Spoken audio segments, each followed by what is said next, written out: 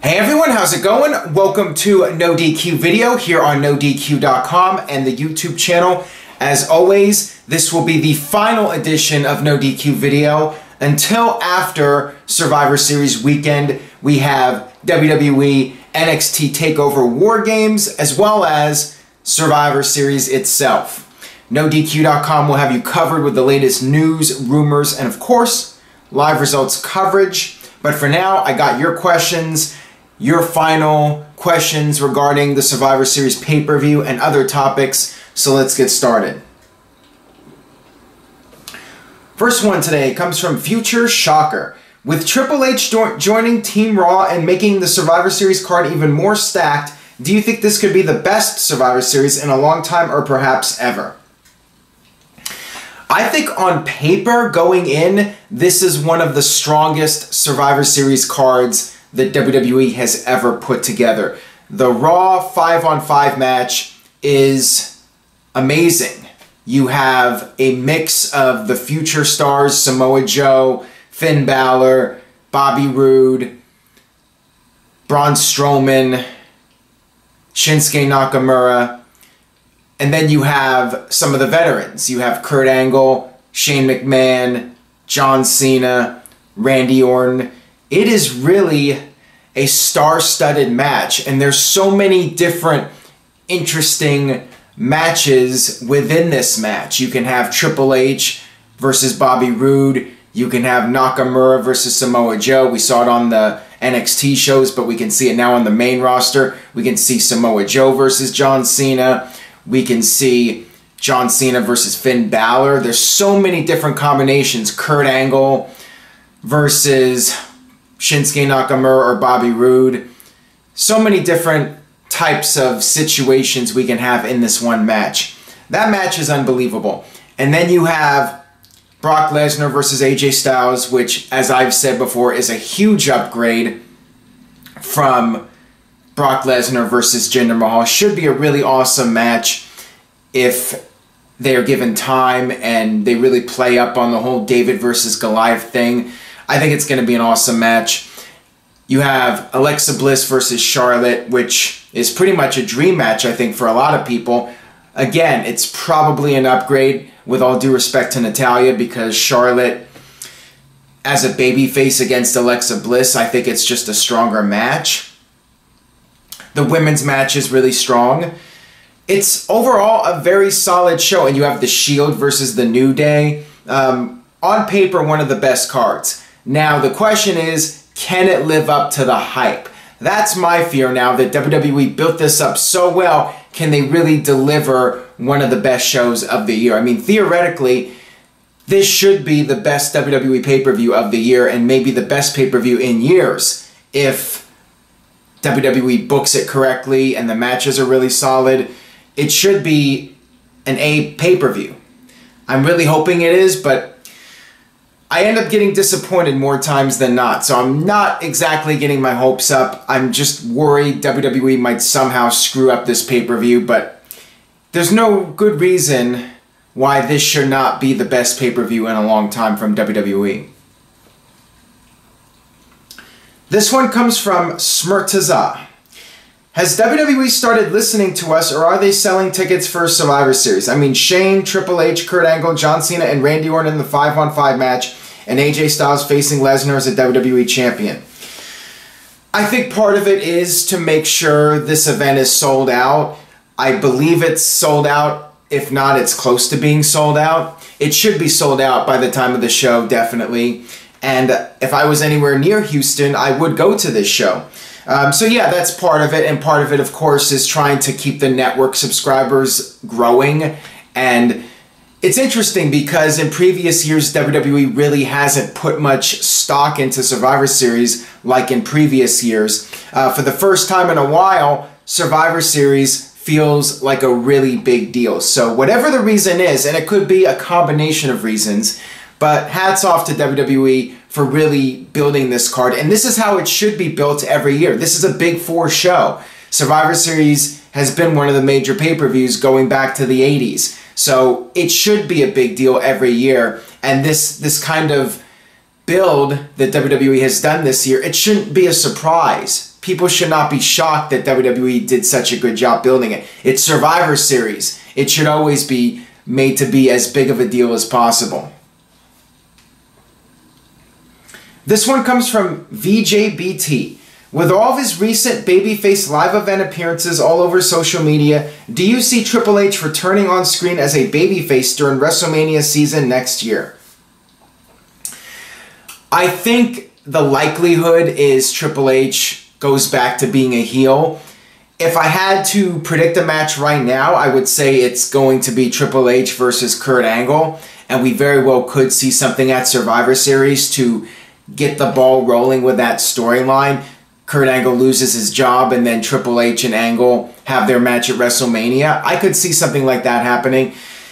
I suppose there's always a possibility. I mean, I'd love to see something like Samoa Joe versus Triple H, but as I've said before, I'm not really a big fan of seeing Triple H in the ring these days, and he's actually been doing quite a lot the last few weeks. He reunited with The Shield on the European tour. He's got dates coming up. He's working Roman Reigns overseas, and also he's got the match with Jinder Mahal. So Triple H seems to be getting ready for WrestleMania, getting back into the mix. So I think in all likelihood he will be at WrestleMania, and it will probably be Triple H and Kurt Angle. But yeah, I really don't like the bouncing back and forth where Triple H is a face, he's a heel. You're not really sure what he is. But if he's going against Angle, it makes sense for him to be a heel. At least in my opinion. I mean, there's always a chance WWE could have Kurt Angle as a heel, but I don't know. I don't know how I would feel about that. This one comes from Samish. Hey Aaron, how about the idea of Bobby Roode eliminating Triple H in the Survivor Series match leading up to a WrestleMania match between them? We've seen people comparing Triple H to him for quite some time. That is true, and I did post something on NoDQ's Twitter, this graphic of Triple H and Bobby Roode, a series of pictures showing how similar the two of them have been over the years in terms of haircut and look, wearing the belt, all these different things, moveset. I could see that as a remote possibility. Maybe Triple H loses to Bobby Roode. Maybe Bobby Roode goes back to being a heel, and that way you could have Triple H as a babyface for WrestleMania. I like that idea better than Triple H being a babyface against a heel Kurt Angle. So I would not rule that out, and I think Triple H should be putting over either Bobby Roode or Shinsuke Nakamura in that Survivor Series elimination match. We'll see if it happens or not. But yeah, that would be a great way to set up Triple H and Bobby Roode. But I think it's more likely it's going to be Triple H and Kurt Angle. But anything's possible. Don't rule anything out. This one comes from Harvey. Which is more likely, Jason Jordan turning heel, costing Angle the match at Survivor Series, or Kevin Owens costing Shane the match?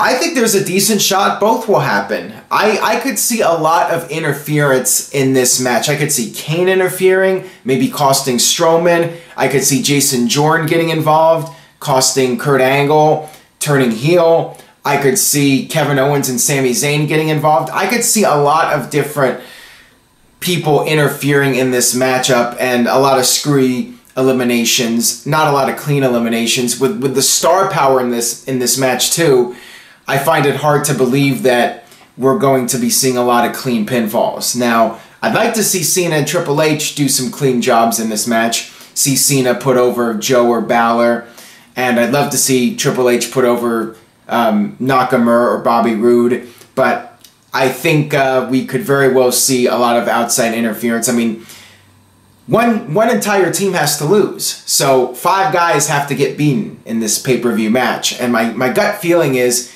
it's going to come down to 1 or 2 people, and there'll be a sole survivor or 2 survivors, and that'll be it. So we'll see. But yeah, I could definitely see, I think it's more likely Jason Jordan, because I feel like Monday's Raw was setting up that, but at the same time, the stuff with Owens and Zayn on SmackDown seems to be setting up them trying to sabotage the match and cost SmackDown. So it's really hard to say. I mean, that's a great question. I think there's a good chance both will happen. Jordan will get involved and Owens and Zayn will get involved. This one comes from James V. Do you see Daniel Bryan costing AJ Styles his match with Brock Lesnar to get back at Shane for not informing him of the Raw Under Siege? This way protects both AJ and Brock Lesnar with a screwy finish and could possibly set up AJ Styles versus Daniel Bryan at WrestleMania. You, sir, are maybe being a little bit too optimistic about a potential Bryan-AJ Styles WrestleMania match. I don't think Bryan will get involved because, like I mentioned in that previous question, there's going to be a lot of outside interference as it is probably in that main event. Now, I think Bryan, the whole thing on SmackDown was Bryan said after Survivor Series he's going to have a talk with Shane. So I think they're saving that for after the pay-per-view. If there is interference in Lesnar versus Styles, there may or may not. If there is, I think it would be Jinder Mahal. Jinder Mahal would cost AJ Styles the match to get back at him for the loss on SmackDown the other week. But I think if Lesnar and AJ Styles have a good 25-30 minutes and they have an awesome back and forth match, I don't see a problem with AJ losing clean to Brock Lesnar. I think I'd like a clean finish in that match, and I know people would like to see AJ win, but in my opinion, I think Lesnar should be winning. Lesnar should be beating AJ Styles, but Styles can put up a great fight. I think WWE should let these guys have the kind of match that Lesnar and CM Punk had.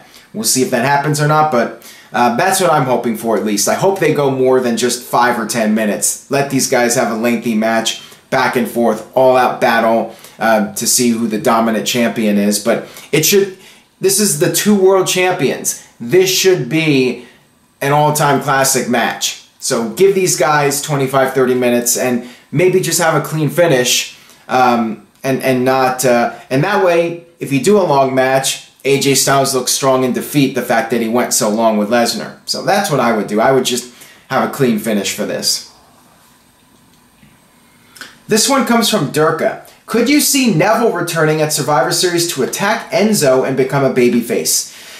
Again, I think with those previous questions, I would not go overboard with the outside interference. I could see Neville coming back as a babyface in the Cruiserweight division, and he already was pretty much a babyface before he left.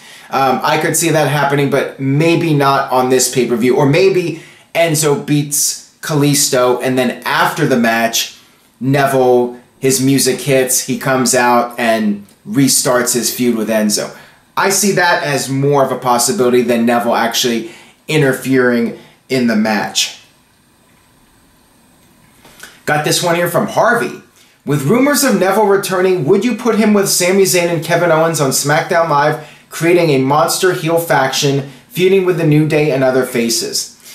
It's interesting because ever since this report came out that Neville is close with Owens and Zayn, people are saying, well, why not pair these guys up? I guess that is something you could potentially do. The thing about Neville is he works well in the Cruiserweight division, but at the same time, it's a been there, done that type of scenario. Now, I guess you could get some mileage out of Neville as a babyface on 205 Live, but bringing him back and maybe forming a group with Owens and Zayn, I like the idea. I would like to see a faction like that on SmackDown Live, but if WWE was going to do that, I still think WWE should do a trios championship where you have 3 people and they're holding a championship. WWE seems to have a lot of 3-person factions, so why not introduce a new title that way instead of bringing back the hardcore title or the European title?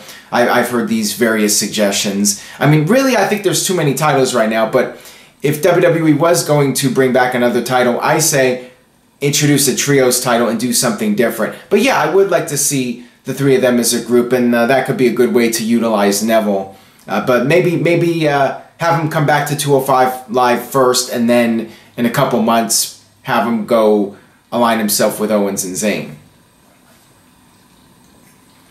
This one comes from James. Will Alexa Bliss versus Charlotte end in a no contest? Bliss needs to stay strong for Asuka, and Charlotte just won the SmackDown Live Women's title.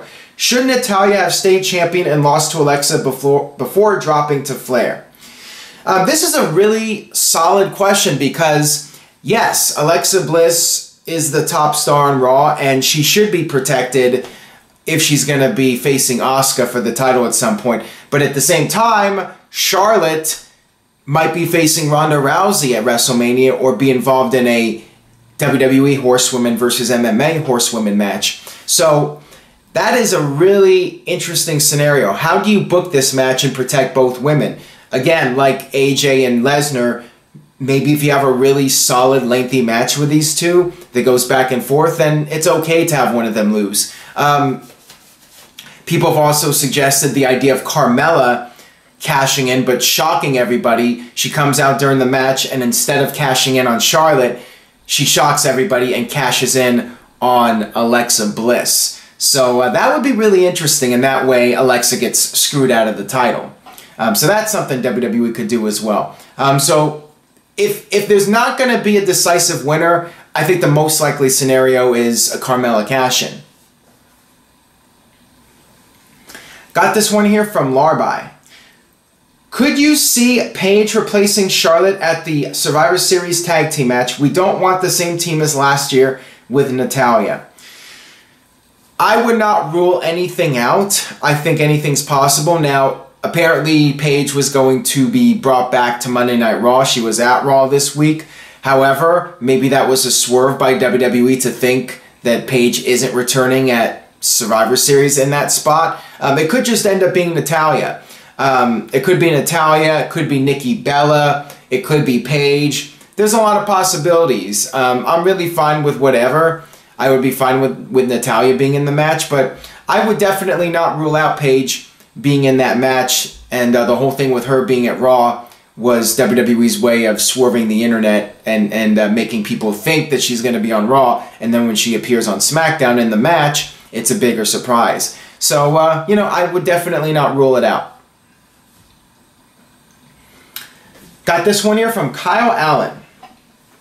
Most disheartening retirement in wrestling. Mine would be Magnum TA. Well, definitely he's up there. I mean, it wasn't an official retirement. I mean, it was him being in that accident, and that's what basically ended his career. A few others, obviously Draws is another example of somebody who had his career cut short way too soon. I mean, you could say wrestlers that died suddenly would be a retirement. I mean, that's a morbid thing to say, but I mean, let's talk about retirements where somebody actually retired without an injury or anything like that. I mean, probably Ric Flair would be the most disheartening, even though it was pretty much his time to retire. You could say CM Punk as a retirement. You know, him walking away from WWE. Actually, you know what? I'm going to say CM Punk. CM Punk, because him leaving WWE was basically his retirement from wrestling. And that was disheartening as a fan to see him go, because he was just so entertaining and was an all-around great performer. But definitely in terms of people that had their careers cut short due to injury, I mean, you could say Magnum TA, you could say Draws. I mean, Draws is really tragic, because it happened in the ring, you know, Owen Hart, and then later on guys like Edge and Daniel Bryan. So it just depends on how you're looking at it and what you're considering to be a retirement. Is it somebody having an accident outside the ring, inside the ring, or just leaving the business? So I'm not sure exactly what. I mean, you brought up Magnum TA, so you know, I would say Magnum TA or Draws. All right, got this one here from Cruz Bandicoot. Who do you think should beat Asuka? That is a tough question to answer. I'm not sure if there's a person on the horizon to beat her right now. I would definitely keep her undefeated for the time being, and maybe eventually you could build up a new female superstar and have her beat Asuka and get the rub from beating her. Right now, I just don't think there's anybody really suitable to beat her. Perhaps you could have Charlotte do it if you do another Raw versus SmackDown match, even though Survivor Series is supposed to be the one time of the year when it's Raw versus SmackDown. Looking at Raw, I mean, Alexa Bliss would maybe be the only person, but she's a heel, so it's a little weird. Right now, I would say the person that should beat her is not there. So that's my take on it right now. And maybe with good booking, somebody who's currently there will emerge as a worthy contender. This one comes from Jeremiah Dorsett. What are your thoughts on Rockstar Spud leaving Impact Wrestling last month and James Storm leaving for the second time in less than 2 years, and the rumors of Impact Wrestling future heading into 2018 possibly bought out by WWE? We hear the rumors all the time, every year. I'll believe it when I see it. You know, TNA, they somehow managed to stay in business. Like I always say, you guys ask me, so I give the same answer, so stop asking the question. TNA will outlive us all. They will stay in business longer than any of us watching this are alive. I'm just throwing that out there because it seems like they managed to stay in business. And I don't want to see people lose their jobs, but the company is just such a mess. And, you know, they apparently only had 200 to 300 people attending the Impact tapings. I don't know how they stay in business. It's really incredible how they manage to keep going. I mean, somebody must have a deep pocket, and maybe the ownership and the people running the company, it goes from one deep pocket to another deep pocket, and somebody thinks they can save it, and they pump all this money into it, and then when that runs out, it goes on to the next person. So this might be an endless cycle for all of eternity, where Impact Wrestling lasts forever. For James Storm, you know, maybe he'll get another shot. I don't know if WWE will give him another opportunity. Maybe they will, maybe they won't. Rockstar Spud, very happy for him. If he's getting this WWE opportunity, that's great for him. Being part of the Cruiserweight division, he's a very entertaining character. And he should be a good fit in the Cruiserweight division and bring some charisma to it. Rockstar Spud versus Enzo Amore. Sounds like an interesting match, and Spud's a charismatic enough character, I think, to be able to spar with Enzo on the mic. So could be some fun stuff ahead. That'll wrap it up for this edition of NoDQ Video. Thanks again for watching.